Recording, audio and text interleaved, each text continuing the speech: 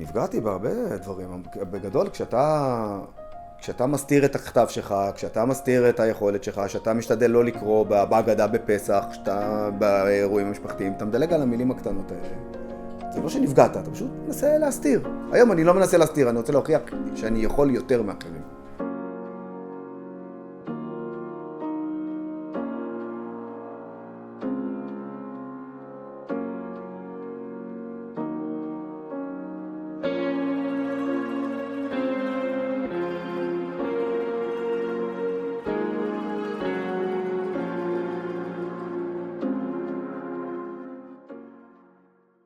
זה שימי, דרך אגב. קודם כל, אנחנו בני דודים משפחה רחוקה, שימי גר פה למעלה. כשבזמנו, הבלוק הזה הוא גדל פה. זה הבלוק הזה. זה היה קומה שלישית ממני. הוא גדל כאן.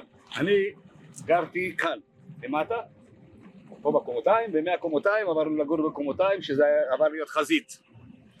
ומאז הוא צמח. מהצבא, היה בורח מהצבא בכדי לבוא לעבוד קצת באולם. נכון. הוא גם היה עובד באולם. היה בורח מהצבא בכדי לעבוד באולם, בכדי להיכנס לאט. זה הזמן שלו. זאת אומרת, פה התבשל. הוא נכנס לעבוד, לאט, למד את זה. נכנס לחיים של האולמות. זה לא קל, החיים הם לא קלים. היום הוא מרגיש את זה. הוא חשב שאנחנו אוכלים דבש, אבל היום הוא אוכל הרבה. פה אתה לא יכול היית לזוז, זה לא הייתה תקופה שאתה יכול לזוז שם באזור הזה. כשהיינו הולכים פה למכולת, אמא שלי הייתה חוצה איתי את הכביש. זה היה שכונה קשה, כאילו באזור הזה היה, בוא נגיד שהאזור הזה היה רגוע, אבל כולל ומעלה, הרבה פשע, הרבה היו סמים באותה תקופה, אז אי אפשר לבוא ולהתפרע. אתה לא יכול לבוא ולריב, כי אין לך עם מי לריב, כי זה מסוכן היה מדי. אז גם בשביל לחצות פה את הכביש, אמא שלי חצתה איתי את הכביש. זה לא ממש מקום בטוח היה, בוא נגיד ככה. פה היינו משחקים, זה רוב הזמן שלנו, מתחת לבית. כל פנוף, עדיין לא השתנה, לא פורמלי. ברור שאני זוכר, זה לא משהו שאתה שוכח, זה משהו שנשאר איתך, שהולך איתך. זה לא סוג של ספקטרום, כי בזמנו, כשאני גדלתי נולדתי בשנת 73, בשנת 80, אף אחד לא ממש בדקו את זה וידעו את הרמות שלהם. אבל לדוגמה ידעו שאני לא יכול לשבת בכיתה. אז למורה היה נוח שאני אצא החוצה. וכבר בתיכון היה כבר יותר נוח, היה סיכום עם ההורים, 56, שישאר בחוץ. וזה סוג של ליווה אותנו, כי יכלת ללמד אותי חומר מהבוקר עד הערב, וכשאני בבוקר מגיע אני לא זוכר מה היה אתמול. הדברים לא מתלבשים אותו דבר, או אם היו מלחיצים אותי או מרגיזים אותי, הייתי כותב ארז לא עם ג' לא עם ז', עם ג'. הייתי הופך את האות שלי.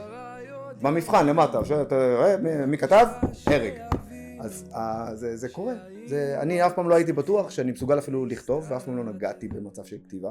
הייתי כותב לעצמי בראש דברים, אבל אף פעם לא העברתי אותם לנייר, כי התביישתי. בכל זאת שגיאות כתיב, ואנשים לא רואים את זה כדיסלקציה, רואים את זה כלא מפותח, בעייתי, לא יודע. אז הרבה שנים הייתי כותב, שם את היד כדי שלא יראו קדימה, אבל לאט לאט עם הזמן התפתחתי. כשאתה כותב ספר לדוגמה, בדרך כלל, אז לא ידעתי, כשבפעם הראשונה שכתבתי פשוט לקחתי מחשב נייד וכתבתי. ולסופרים יש מסגרת.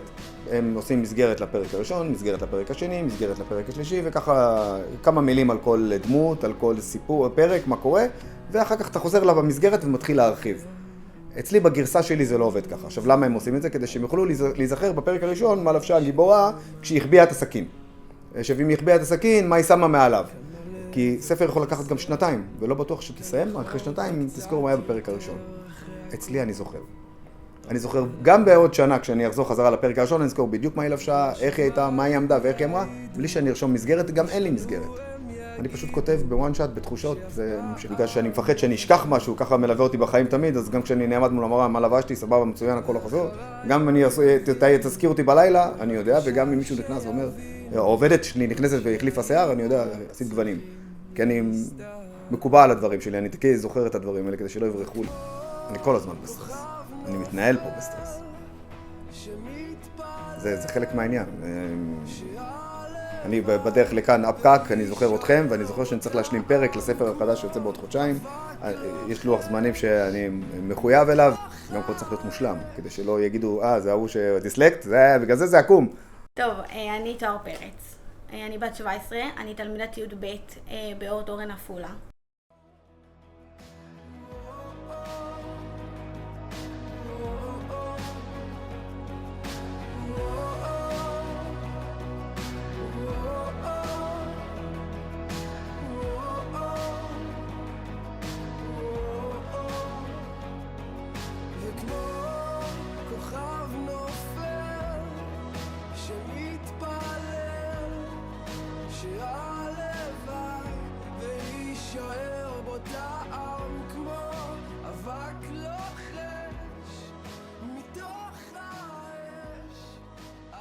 אני הסתכלתי, עברתי בסטורים באינסטגרם שלי, ופתאום כל הפעם הספר שלו לא הפסיק לקפוץ לי. ודווקא זה ממש עניין אותי, משהו תפס בספר, לא יודעת למה. רציתי לקרוא אותו, אז פניתי אליו. זה היה ממש בהתחלה שלי, פניתי אליו לגבי הספר, התחלנו לדבר. ואז הוא אמר לי, יאללה, מעולה, אני כאילו רוצה שתקראי את הספר, אני אביא לך אותו. ואז אמרתי לו, כן, אני מעפולה, ואז אמר לי, גם אני. הייתי בשוק, חשבתי שהוא צוחק עליי. אמרתי לו, לא, אין סיכוי, ואז באמת גיליתי שהוא מעפולה, ונפגשנו ודיברנו, והוא הביא לי את הספרים שלו, ואני סיימתי את 2 הספרים שלו ב3 שעות, ברמה כזאתי. והאמת היא שמאז שנפגשנו פשוט לא היה את השאלה, כאילו, אם נתחיל לעבוד, פשוט התחברנו והתחלנו לעבוד ביחד. אני המזכירה האישית של ארז, בתכלס. בהתחלה זה התחיל מהספרים שלו, וככה לאט לאט הוא אמר לי, אני רוצה שתתחיל לעבוד במשרד. ואני בהתחלה פחדתי, כי אני ילדה בת 17, שם עוד הייתי 16, שלא יודעת כלום על משרד, איך לנהל, אם זה מבחינת יומנים, פגישות, לא ידעתי כלום, ופחדתי בהתחלה, וגם התחלתי תהליך של פסיכומטרי, אז אמרתי לו לא, אני פחות מעוניינת בזה, אולי בעתיד אחרי שאני אסיים, והוא באמת נלחם עליי, אמר לי לא, אני רוצה אותך, אני כאילו יודע שאת תעבדי פצצה וזה, אמרתי לו יאללה, ולאט לאט התחלתי, והיום כן, היום אנחנו כבר עובדים ביחד כל הזמן. אז כמו שאמרתי, אני גם בלוגרית ספרים, והכרתי את ארז. האמת שתמיד אהבתי ספרים, וככה בגיל 14-15 נכנסתי לעולם של הרומנטיקה. לאט לאט התחלתי ממש מרומנים, אתה יודע, של ילדי נוער, תיכון, כל מיני דברים כאלה. ולאט לאט בהתחלה היה לי גם את הפחד לחשוף את עצמי במצלמה. ולאט לאט התגברתי עליו, התחלתי לחשוף את עצמי, ואנשים התחילו להכיר אותי לאט לאט, ומשם זה התקדם, עם סופרות, הוצאות. אתה חושב שאם אתה תכתוב על המשפחה והילדים שלך, ויקראו את זה בספר, ואולי יבינו שיש שם יותר מסתם דמויות בשבילך, זה יהפוך אותך יותר פגיע לאנשים? לא חושב, אבל אני מקדיש להם, כל ספר מקבל הקדשה, וחלק מהם מיכל קיבלה, וגם הילדים קיבלו, וגם אמא שלי כזל קיבלה. אני חושב שההקדשה יותר חשובה מהדמויות. הם לא צריכים להיות, הילדים שלי עוד ילדים, עוד רק מתפתחים, ומיכל המקום שלה הוא במקום שלה. כביכול, אני לא חושב שהם צריכים להיות חשופים על הספר, או פה ברעיון. דרך אגב, בספר החדש, בפעם הראשונה שאני מכניס מישהו משפחתי בספר החדש, שזה סבא שלי, פעם ראשונה בהיסטוריה. שאני מכניס מישהו מהמשפחה שלי לתוך מציאות של ספר.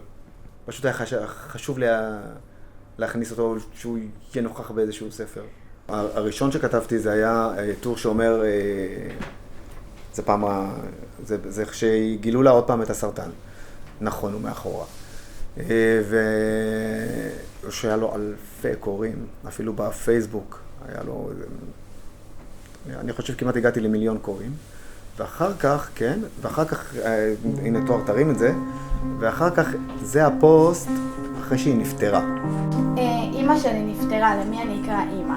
את הטור הזה כתבתי בימים הקשים ביותר בחיי, הימים שבהם נשארתי יתום מהם, הימים שבהם התגלה לי שחיינו פה קצרים ומהירים, הימים שאמא הלכה לעולמה, ואנחנו נשארנו לבכות מול אבן אפורה גדולה שתחתיה שוכבת אמא שלי.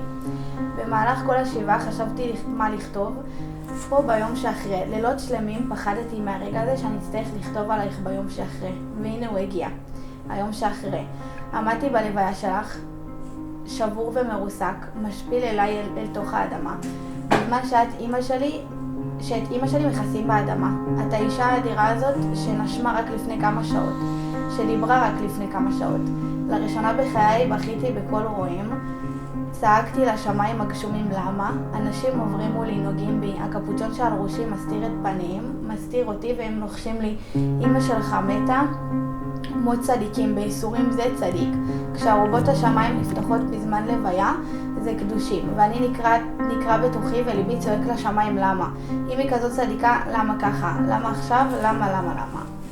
שאנחנו היינו גרים בבלוק בקומה שלישית, בעפולה, ובקומה הראשונה הייתה גרה המורה לעברית שלי, ובעלה היה, אני לא רוצה להגיד שמות, ובעלה היה מנהל גם בית ספר, הם כאילו היו חברים טובים של ההורים, ואמא שלי הייתה משלמת ים כסף אצל הגברת, שאני לא רוצה להגיד את שמה, כדי שהיא תלמד אותי עברית, ספרות, אנגלית, מתמטיקה, מה שאפשר. ואני חושב היה, אני קודם מספר את זה כי אני לא שוכח את זה, ואני יודע שגם הם יודעים את זה היום. אחרי זה שנה, שנתיים ששום דבר לא הולך, הכל נכשל, אז אמא שלי ירדה עליה, ואחרי השיעור אומרת לה, נו מה יהיה? אז היא אמרה לה, לא נתנו לי אפילו, לא הוציאו אותי מהחדר, היא אמרה לה, תשמעי, שימי, לא יצא ממנו כלום, יש בעיה. יש בעיה חמורה, חבל, זה מנותק, זה לא מחובר, זה לא מתחבר, כל הדברים, אני עובדת פה מאוד קשה, זה לא עובר. עובר זבוב, הוא כבר במקום אחר. חבל על המאמץ, חבל על הכסף שלך, תשחררי, תרגלי, תקחי במחשבה שיש לך ילד בינוני. ואנחנו עלינו במדרגות, חזרה לבית, מהקומה הראשונה, היא הייתה בקומה הראשונה, אנחנו בקומה שלישית, ואמא שלי כל הדרך בכתה. היא בכתה אבל שאני לא אראה, אני רק שומע את הגענו למעלה, אני נכנסתי לחדר, לא נכנסתי לזה הרבה חשיבות. המאמה, עם השנים, הבן שלה אחרי, כשאני הייתי כבר מנהל אולם, הבן שלה בא לעבוד פה, ואת התלוש משכורת הראשון שלו על הצ'ק כתבתי לו, תגיד לאמא, זה מזה שלא יצא ממנו כלום. והוא העביר לה, והיא התקשרה אליי.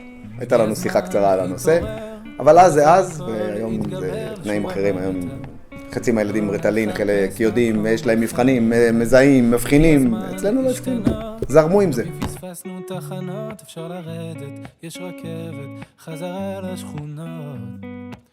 הכל אפשר רק אם נרצה, המחפש תמיד מוצא.